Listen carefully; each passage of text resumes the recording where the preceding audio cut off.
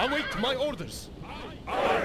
Hello guys, this is Omakino, and I'm doing another Rome to War LAN tournament battle. And this is a Seleucid Empire versus Julii battle. This is a battle that originally Yoctes was supposed to post, but we accidentally only saved this on my computer, so I'm posting this. And because that I was originally going to send this to Yoctes, but I decided against it since we later recorded a battle that was supposed to be posted by me, but it went only saved on Yoctes' computer. So yeah. And right here, this is Forrest, my classmate Forrest, playing against my classmate Cesar. And Cesar's playing as a Julii Romans, and his name is Gaius Julius Caesar.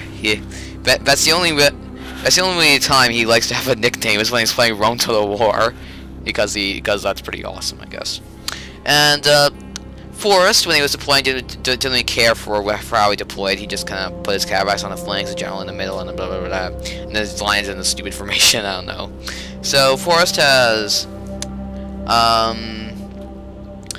general unit of cataphracts, gold, silver, 2 units of cataracts over here, bronze, bronze, and bronze over here. These silver shields are also bronze, I think. Yeah. For what their stats are, Seleucid units aren't very good, and Seleucids are really only good in 15k and up. Let's play this since stuff is gonna happen. Since I don't want this battle to drag on for too long. So, anyways, here is Caesar's army. As you can see, he didn't bring any cavalry, and that's because in his own words, because the Julii are so good, he doesn't need any cavalry, which is partly true since, yeah, Julii are good. But I wouldn't personally place them behind on the flanks of the infantry. I would place them behind the infantry, because what if they got behind the Julii? Yeah. So now Caesar moves his army up, reserves up a bit, and he puts his archers in loose formation. But you really should make your archers into a new line after you put them in loose formation, because otherwise you get this big weird thing of archers over here and loose formation everywhere else. So now Cesar is taking my advice that I said in the first place, and he's putting his archers back in tight formation for some reason, and he's putting his Julii behind his men. And Forrest is going into a proper line now, and everyone's in phalanx now. He's marching toward. I'm going to trip speed this for a bit. And let's look at this. Caesar's archers, I think, are... Yep, they're about to fire. On what?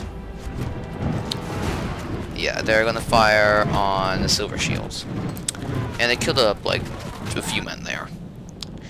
But yes, Forrest brought no archers. And here comes Forrest's cavalry. And Forrest named himself Buckmaster for reasons I do not know. He's going to do a frontal charge over Vermin cores for some reason. This does not usually work. And yeah, his cataphracts were out, so that didn't work. And these Vermin cores lost an amazing 2 men. Now that they lost 1 more, so amazing. And I think this unit is also going to rout. And this general unit lost, oh my god, 4 men. That's so much. And now Forrest is going to attack these guys, and they die even more quickly because of this Julii in it. And here comes the Seleucid pikemen. We're going to attack the urban cohorts, but that isn't going to go down well for them, because without cavalry, Forrest is basically dead. Well, not without all cavalry. He still has his 2 guys left.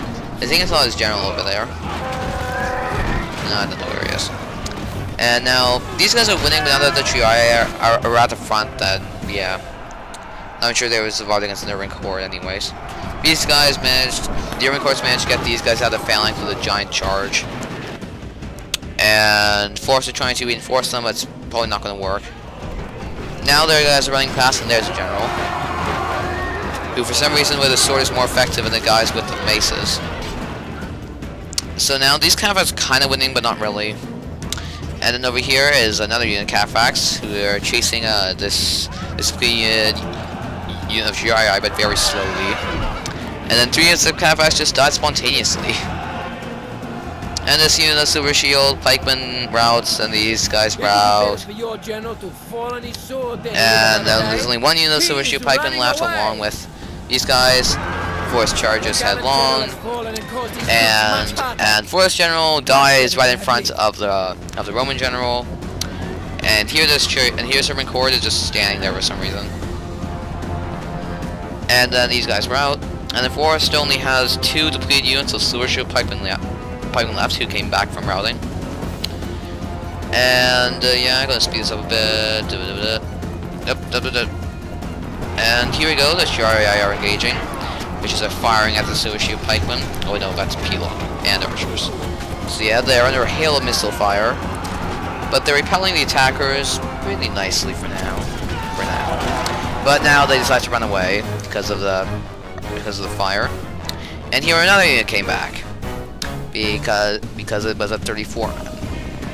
And slowly march towards it. They're wavering already though, and now they run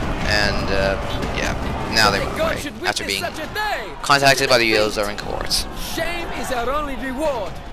See, that was a very short battle, and yeah. The Seleucid Empire can defeat Rome at 15k and up, but only at those levels. And let's see.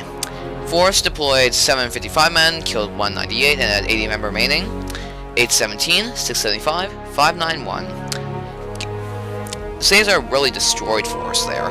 Not as much as Rappy killing Lucy though.